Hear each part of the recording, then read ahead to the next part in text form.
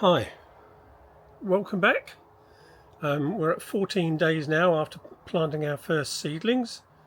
It's the autumn, so these are going to be overwinter seedlings.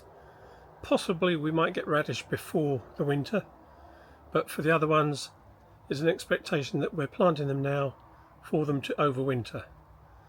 So today, 14 days on, we're in April.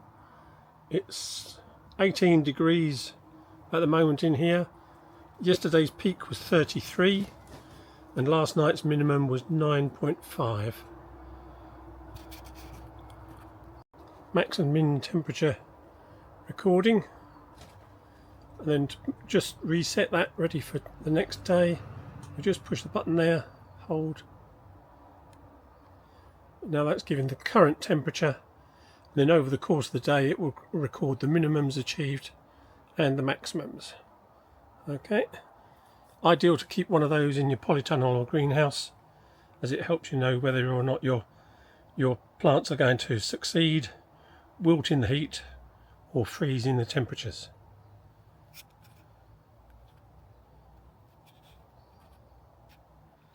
So here's our seedlings at 14 days. This first tray is our spinach. They've put out their first group of true leaves, looking a bit long and straggly, so I might put those straight out into sunlight. Next to them are our radish. They've grown beautifully, developing their first group of true leaves already.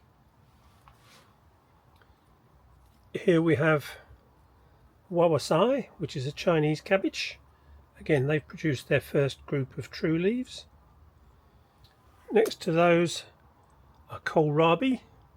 Now they're looking a bit long and stringy, so I think they're not getting enough sunlight in here.